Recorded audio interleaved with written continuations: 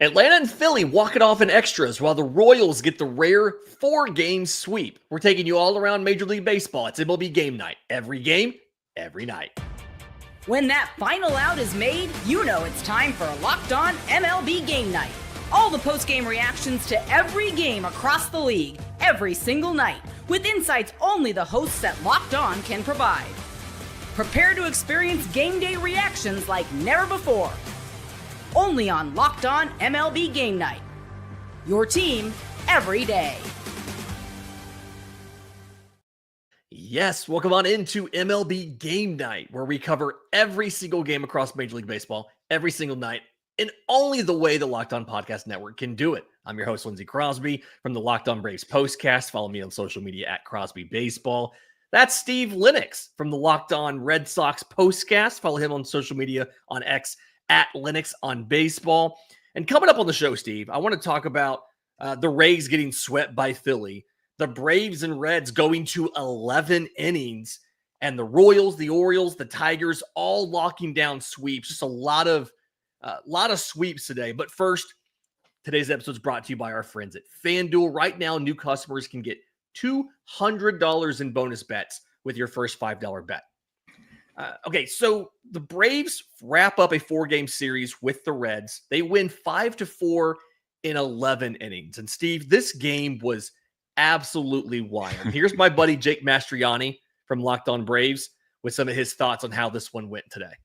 It wasn't always pretty, but the Atlanta Braves get the extra innings walk-off win over the Cincinnati Reds on Thursday night. Drake Baldwin with the big walk-off hit. Jake Mastriani here from Locked On Braves. And what a just wild game this was. I don't know what other way to explain the game on Thursday night, but it was certainly a weird one. But the Braves, in the end, get the win over the Cincinnati Reds. They come back down in the bottom of the ninth, score 2 to tie it up. Michael Harris with the big hit. And that one, they had several opportunities to win this game earlier in the ninth and in the 10th innings. But Drake Baldwin, who didn't start this game, comes in late. A lot of moves in this game, some questionable. But Drake Baldwin, who had a chance earlier in the game to win it, didn't come through. He struck out. But this time in the 11th inning, gets the big hit, shoots one the other way, and the Atlanta Braves get a 4-game series win over the Cincinnati Reds. Couple of walk-offs in there. We'll be talking more about this over on the Postcast and Locked On Braves.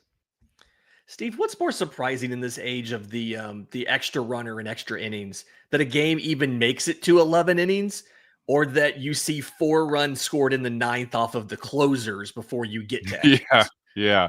There was a graphic on Braves TV about how they've thrived 8th inning or later. And you saw that when they came back in the bottom of the 9th inning to tie it, unable to go ahead and win it in the bottom of the 9th inning. But Lindsey, I was talking to a guy out on the West Coast earlier in the day on Thursday. I said, we're talking about extra inning games. And if you get to the 11th inning or beyond, and very few have gotten beyond the 11th inning this year, there's some ineptness in there. And we saw it with both sides. Can't get bunts down, can't move runners along. And credit to the Braves for not allowing, they kept Cincinnati off the board and finally get that run in the 11th inning. And as Jake said there, Baldwin comes through, had an opportunity earlier to end it, didn't, but came up again and was able to redeem himself. Yeah, we saw a lot of failed bunts late in this one. We saw the Braves pop one up in foul territory for an out. We saw the Blake Dunn of the Reds lay one down, heading towards first base when Matt Olson had been crashing to first. Matt Olson's 10 feet away from home plate when he drops it, and they get the lead runner. The Braves also saw, I think it was the 10th inning, they saw the runner on third base get thrown out at home, would have been the winning run. So a lot of stuff there. The big takeaway for me outside of the victory, closer Raisel Iglesias for Atlanta gives up a 2-run home run in the bottom of the 9th inning to Rhys Hines. He gave up 4 homers in 66 appearances last year. He's already at 6 homers in 15 appearances this year. Just feels like, 1, a little trouble for the Braves there on the back end, but 2, it's a contract year for him. Always a little bit nerve-wracking when you see a closer in that situation. Yeah, and Lindsey, as we continue to do this Thursday, Friday, Saturday, alternate Sundays with MLB Game Night, it feels like some of these starting pitchers we see every outing. Mm-hmm. But it feels like for me, and a lot better with the Braves, it just seems like Iglesias is pitching every other day or 2 out of every 3 days. And I just wonder about the usage right now. And you mentioned a contract year, but They've got a long way to go. I mean, hey, again, one game within 500. Can you get there this weekend against the Pirates? I think they do. I really hope they do, just for my sanity, if nothing else. A team that not only got the win, but they got the sweep in extra innings. The Phillies took down the Rays 7-6 in 10. One of our go-to mainstays on this show. Here's our buddy Connor Thomas with his thoughts on this one. The Phillies fight all the way back to sweep this series with the Tampa Bay Rays. What a performance from the Fightin' Phils. I'm Connor Thomas, your host of Locked On Phillies. And they look dead late in this one. Down 5-1, giving up a home run late. And you're like, okay, let's pack this one in. Let's get on to Cleveland. But just like they did in the final game of the Arizona Diamondbacks series, they fought till the end. Bryson Stott, a big 3-run home run. They scrape across the tying run in the top of the ninth. And then, well, they just battled on the mound. The bullpen, big when they needed it. Romano, Strahm closing the door. They add a couple more. I mean, the Phillies were dead in the water for like 7 innings of this game. And all of a sudden, with the game on the line, they wake up. The bats wake up. The bullpen wakes up. It was just a darn good performance by them. And it's their first sweep since sweeping the Colorado Rockies. Their second of the year. We'll talk more on tomorrow's episode of Locked On Phillies. Feels like the tough thing for me here, if you're a Tampa Bay fan, is they score 3 runs in the 7th. They're up 5-1 going into the 8th, and they lose this game to end up getting swept. Like that was your chance to not give a sweep up. How damaging is this if you're a Tampa Bay fan or a Tampa Bay player? You're 9-16 at Steinbrenner Field in Tampa. Mm-hmm. You're now 5 games under 500. 13 runs total in their last 7 losses, including Thursday night, when they score 6 runs. They have the lead, as Connor mentioned, and you touched on as well, and you can't hold that lead, and the Phillies just got it going. That run in the 9th inning on an RBI ground out, then Marsh delivers, and hey, we know in that 10th inning, you want to score more than one, and Trey Turner was able to come through after Marsh had an RBI double. He knocked Marsh in to make it 7-5, and they needed that extra run because it ends up being a 1-run ball game. I was really curious to see how Philly would do here because going into today, they were 2-4 in extra innings, but they were 6-2 in 1-run games. I was really curious to see what was going to happen, but they get the 1-run victory in extras.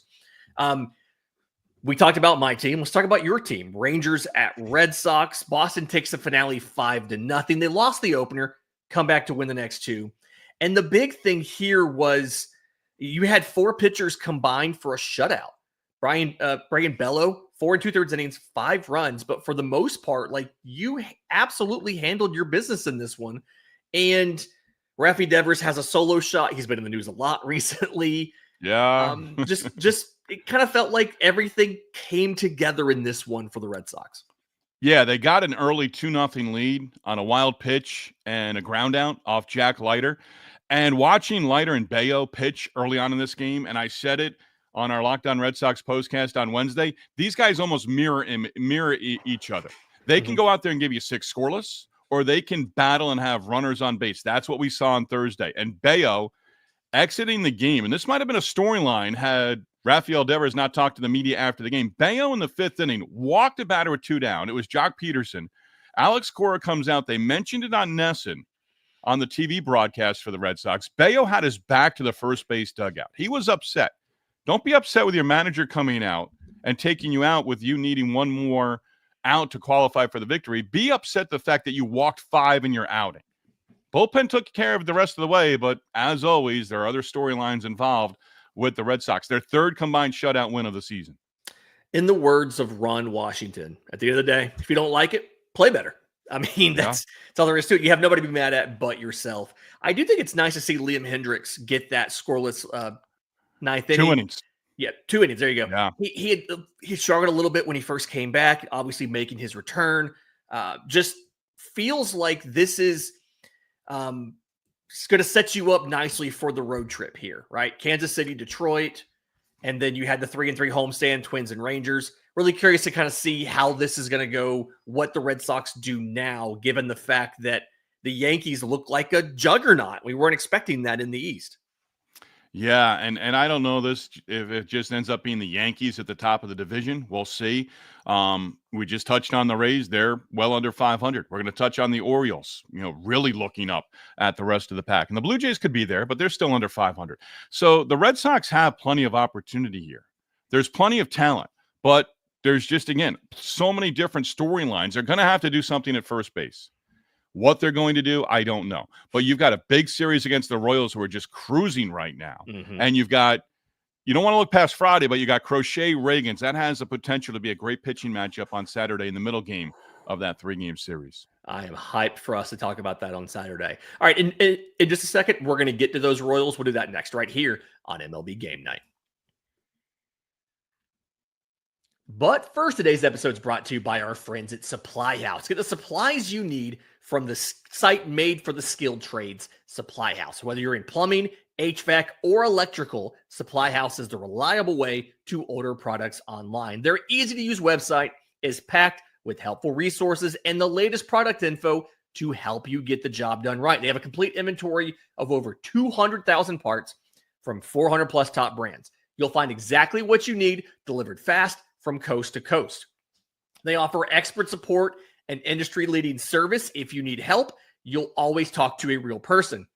And for the trade pros looking for an extra edge, their free Trade Master program offers exclusive perks, a dedicated phone line, free shipping, and discounts on every order. Thousands of skilled professionals are already taking advantage, and now it's your turn. Join the Trade Master program today at supplyhouse.com/TM and start ordering your plumbing, HVAC, and electrical supplies with just a few clicks. And use promo code SH5 for 5% off your order. That's supplyhouse.com.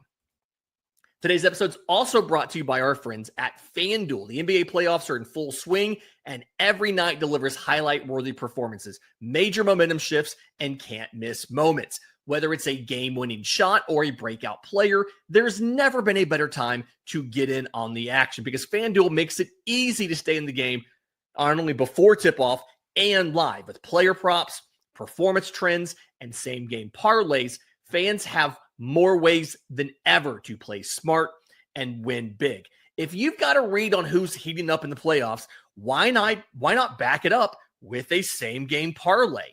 What if you could combine live prop bets mid-game based on how the action's unfolding? If you're new to FanDuel, it's the perfect time to sign up. Head to FanDuel.com, place your first $5 bet. If you win, you'll get $200 in bonus bets. Make every moment more with FanDuel, the official sports betting partner of the NBA. Steve, you just touched on this. The Royals have been rolling. They were hosting the White Sox final game, 4-game series. Royals get the sweep 10-0, and it wasn't really that close.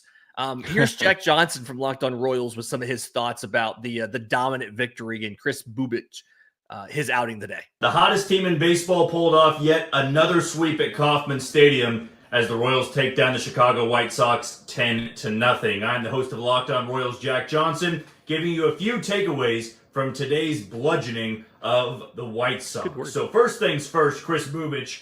What more can you say about what he's done in this rotation? He's now top 7 in all of baseball among qualified pitchers for the ERA title. And he was fantastic yet again today. Got out of a lot of jams. And the changeup, the slider, the bullet slider, as he liked to call it in spring training, it all seems to be playing up out of the rotation. And I was somebody that wasn't too high on the idea of him coming out of the bullpen, or I should say switching roles from the bullpen and joining the rotation. But I slowly started to come around to it, and I'm glad I did, because he's been absolutely flawless and probably the Royals' best pitcher in the rotation. And today you saw the offense get going late a little bit. It's what they should have been doing all series long against the White Sox. But a 4-game sweep is a 4-game sweep. And as I opened it up with, this is the hottest team in baseball, and they'll take their 23-16 record against the Boston Red Sox this weekend.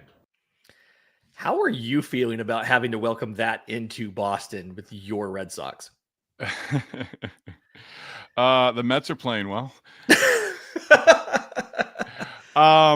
You know what? They've been terrific. You know, they lost 6 in a row at one point, 8-14. Since that 6-game losing streak, 15-2. And as Jack mentioned, 23-16. And what I love about this team right now, and no, it's not good news for the Red Sox, they're dominating at home. And Bubic, again, this is a guy, Red Sox for years have drafted college pitchers. Mm-hmm. They were patient with him. He's really starting to put it together, and I love it. 7 scoreless innings, 3rd shutout, and 10 runs allowed total during this current 6-game win streak for the Royals. I don't see why this doesn't continue into the weekend against the Red Sox, who can be pitched to. And I'm curious to see the run total, the hit total, and the strikeout total, but also the walk total for the Red Sox this weekend, because the Red Sox do not walk a lot right now at all. The numbers dictate it. It's not money ball. It's not work the pitcher and get into the bullpen. They swing early in the count, and they swing early, and it's a lot of soft contact of late. And it feels like a lot of these Royals pitchers don't give up a ton of walks, right? They're not giving you cookies the first pitch to hit. They're really making it tough on you. It's going to be a good matchup. And like you said, that Crochet Reagan's matchup is going to be fantastic. Another sweep, speaking of the AL East, the Orioles got swept by the Twins. 5-2 was the finale for Minnesota getting the win. In this series, the Twins outscored the Orioles 19-5. Just absolutely not where you want to be if you are the Baltimore Orioles. But here's Brandon Warren talking about how you want to be the Twins right now because they're playing their best baseball here early in May. Have won 5 straight games for the first time since July 31st to August 5th last season and moved to within 2 games of 500 at 18-20 as the Orioles out-Twins the Twins 5-2. I'm Brandon Warren with your Locked On Twins post-game minute.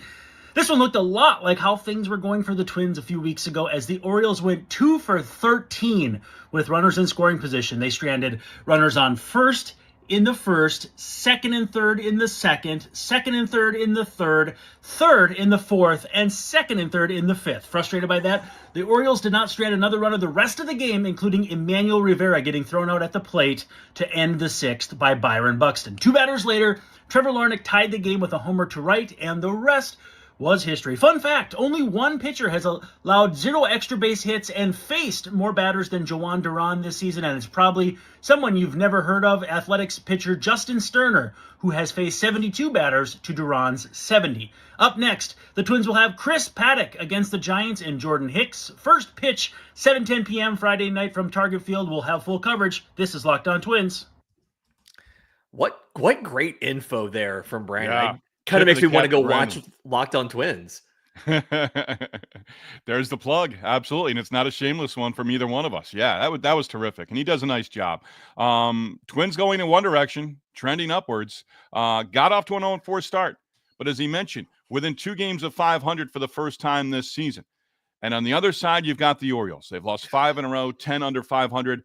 Mm-hmm. I don't know where this happens for the Orioles. They took 2 out of 3, remember, at home against the Yankees, late April, and I thought, okay, maybe this is a sign of positive things to come. That has not happened. The biggest problem for me with the Orioles is they got the rare great start from a starter. Yeah, I mean, you can't Dean waste them Kramer, right now. 7 innings, 2 runs on 3 hits, 8 strikeouts, and they lose that game. And it's just the way that rotation has struggled with injuries, with ineffectiveness all year. You can't afford to waste those. Kind of makes me wonder, is there anything left there? The Tigers, they take both games against the Rockies today in Colorado. 10-2 win in game 1, 11-1 win in game 2. So just tons of runs, tons of offense. They get great outings from Casey Mize, great outing from Kiter Montero. Here is Scott Bentley from Locked On Tigers just about how their day went and how it's one of the best days they've had in a long time. That is about as dominant of a calendar day as you can possibly have in this sport. I am Scott Bentley, host of Locked On Tigers.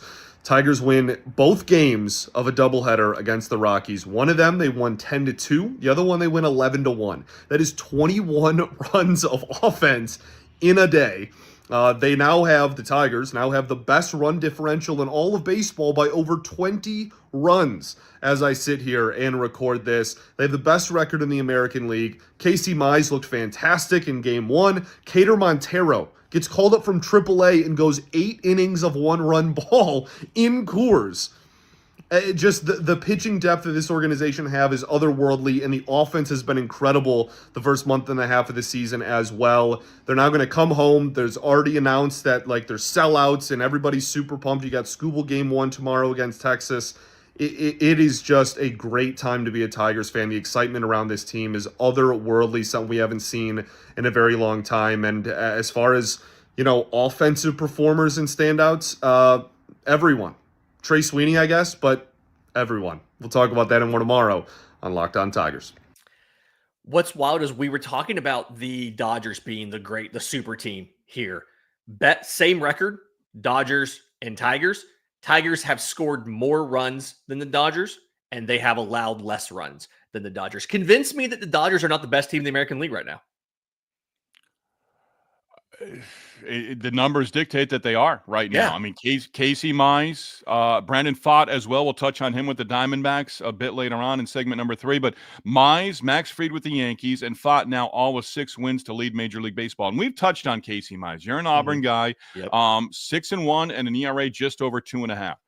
6 innings, 8 strikeouts, the number you love, no walks. And then Montero, as Scott mentioned. I mean, and I saw it at the end of the Game 1 recap that I read from the AP of, it was TBA still. Tigers knew that he was going in Game 2, but at that point it was TBA for Game 2. He comes up from the minors. He gives you eight innings. Now, granted, it's against a Rockies team that is just struggling, but it's Coors Field. He did what he needed to do. This wasn't an effective 6 innings. Hey, let's get you through 5. He went 8 innings. They used just one reliever in the Game 2 where they finished off the sweep. Big thing for me is I know that you're missing Ezekiel Tovar right now because of injury, but the Rockies had 5 errors in these 2 games. You're not going to hit well. You're not going to pitch well. You at least got to play defense. You got to do something. There's no facet of the game, and I don't know if you saw it.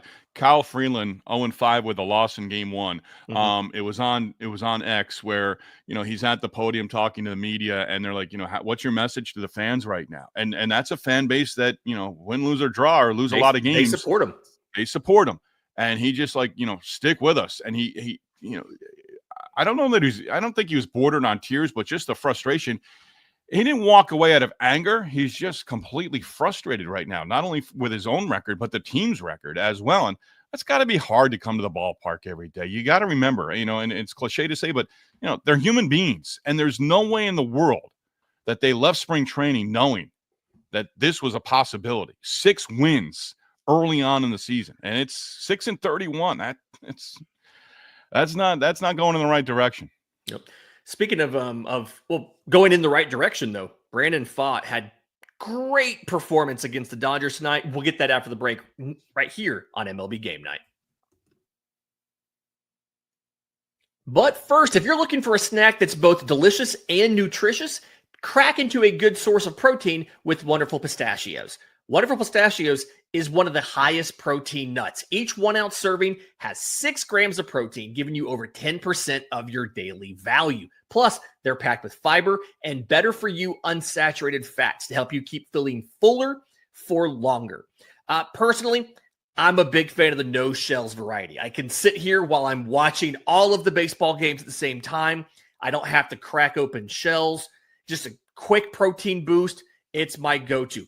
If you do love cracking open every shell for that satisfying crunch, the in-shell options are a classic favorite too. So get snacking and get cracking with the snack that packs a protein punch. Visit wonderfulpistachios.com to learn more. Coming up on the final games of the night, right? Dodgers Dodgers on the road in Arizona against the Diamondbacks. First game of a 4-game series. And somebody we don't get to hear from a lot, but here's Miller Thomas from Locked On Diamondbacks about how this one went for them. Gabriel Moreno and Brandon Pfaadt set the tone in game number 1 against the LA Dodgers. But if the D-backs want to win the series, they're going to need their free agent pitchers to step up in a huge way. Miller Thomas, host of the Locked On Diamondbacks podcast. We know the Dodgers are not afraid to spend money at all during the offseason, but the last couple of years have showed us neither are the D-backs. Last year, Eduardo Rodriguez, 4 years, $80 million. And this year, the D-backs, Corbin Burnes, 6 years, $210 million. When you sign players to those level of contracts, you want a return on your investment. And so entering this series against the LA Dodgers, we need those two guys to have huge performances. Now, I'm a little bit concerned when it comes to Corbin Burnes, the highest paid player in franchise history, because you look at his career numbers against the Dodgers, 5.4 ERA in 30 career innings pitched. Also, Mookie Betts, Freddie Freeman, and Shohei Ohtani, 9 for 26 in their career against Corbin Burnes. And so there are some historically concerning trends, Dodgers versus Burnes. But Brandon Pfaadt showed us in game number 1, it is possible to shut down that lineup. So I'm going to believe in Corbin Burnes and believe he can deliver a series win for the Arizona Diamondbacks. I'm Miller Thomas. For more D-backs news, coverage, and insight, check out the Locked On Diamondbacks podcast, coming at you Monday through Friday, your team every day. I mean, he's not wrong. Like, you have your pitching lined up, but at the same time, you have, like, you saw what Ohtani can do. He homered in the 9th inning tonight to make that one a little bit closer. They booed Ohtani. That was a great crowd. Oh, yeah. In Phoenix. And Ohtani hits that home run in the 9th inning. I had it where Ginkel, 1, 2, 3, 9th inning. He had 2 strikes on Ohtani, and boom, he hits the home run. I'm like, man, that's why we appreciate that guy. It was just, the swing was beautiful. They got him running around second. The stride was beautiful. Mm-hmm. He hits a home run and a loss, but, I kind of got what I was hoping for. That Ohtani, watching TV, watching the game on TV, not even in the ballpark. I got a Ohtani home run. But Moreno, a grand slam. Yamamoto had given up just 2 home runs in his first 7 outings in 40 innings, gave up home runs in back-to-back innings. Moreno, the grand slam in the 4th, and then Ketel Marte off Yamamoto in the 5th inning. That made it 5-0, and they make it stand up. And Pfaadt, he was terrific. And, yeah, build on it with the rest of the rotation right now. And it seems like they're starting to get some guys back. A.J. Puck could be back here at some point soon. That just adds to the bullpen. And Burnes comes around and anchors that pitching staff. Good things for the D-backs. Yeah, these matchups the rest of the weekend. Like, we're going to have fun talking about these games. Roki Sasaki versus Eduardo Rodriguez on Friday night. Dustin May versus Corbin Burnes on Saturday. Tony Gonsolin versus Zach Gallen on Sunday. I mean, that's 8 pitchers that you want to watch them whenever they're on TV. This is exciting. I'm really hyped to kind of see this. This is the Diamondbacks' first series against an NLS team this year, which just kind of odd to me, but their next 13 games are against this division. So we'll really kind of get a little bit of clarity as to some of the NL West standings. I think it was it maybe the Dodgers that hadn't played anybody from the division other than the Rockies, and we're not really counting the Rockies in this, but I believe so. But at Memorial Day, can we look at the standings in the NL West and say, could it possibly be all 3 wild cards from that division? Because I kind of feel like there is potential for that to happen. I mean, division winner, 3 wild cards. When you get that many games against the Rockies, anything's possible, right? Yeah. It's kind of like what we saw with the Central and the White Sox last year, right? Right. Kind of same situation. Great point. Yeah. Final game of the night, Blue Jays at Angels. Angels 6 runs in the 8th inning on Tuesday. They went 8-3. Angels had 3 runs in the 9th on Wednesday. Here, the Jays managed to make the lead stand. They avoid the sweep. They go 8-5 in the victory here. And this is something like they had to battle back. They were behind early in this one and then just were determined to not get swept tonight. Yeah, bullpen did a nice job after Bassett. Blue Jays got the 4 runs in the 6th inning, go up 7-4. Added a run in the 8th inning. Dalton Varsho, 3 hits, capped his night with a solo home run. And then Green did a nice job. Chad Green, 2 strikeouts and working a 1-2-3 9th inning. Angels struck out a whole bunch against Toronto pitching. I think it was 14 total for the game. But, yeah, Blue Jays still 3 under 500. Talk to me when you get to 500, and then we'll start considering you for some sort of wild card in the AL. But the Angels, a tough one because you win the first 2, trying to creep towards 500, but, again, 6 under. Very surprising stat line in this one. George Springer goes 0 for 2. He strikes out twice. He walks 3 times and scores all 3 times he walks. It's not a stat line you see every day. Very, very unusual, but just kind of really exciting. Vlad obviously has a 3-hit day. He's going to have to power them. They've not been getting the contributions they need from Anthony Santander, still batting under 200. some of the fill-in guys, Addison Barger's batting under 200, playing third base. Ernie Clement's not doing a lot, although he goes 3 for 5 tonight. But Ernie Clement's been struggling, and you mentioned the pitching. Bassett's ERA is the best of that veteran group, but Gosman struggled at times. Scherzer's on the 60-day IL. They really need this offense to pick them up, and hopefully they have the pieces to do it. Steve, any final thoughts on the short slate of games we had today? Well, it's not necessarily on the games, but Derek Shelton out with Pittsburgh. That maybe the timing caught me off guard a little bit on Thursday, but it seemed like something was going to happen there. And Derek Shelton, you know what? I think he lands a job somewhere when he wants to. I'm sure he takes a little time off here. He might be the better for it with this team because his team doesn't seem like it's going anywhere right now. And I don't believe a lot of people think that the Pittsburgh Pirates have pieces in place to compete and be a 500 or better team right now. They don't have enough pieces in place.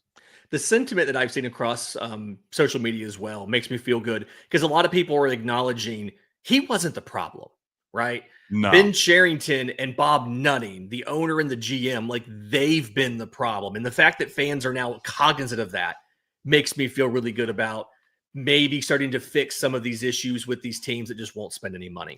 I saw a tweet. PNC Park at some point is going to ask to be traded out of Pittsburgh, the ballpark. I thought that was It's great. A lovely ballpark. And it's a gem, right? It deserves a better team in it than what the Pirates have shown at times this year.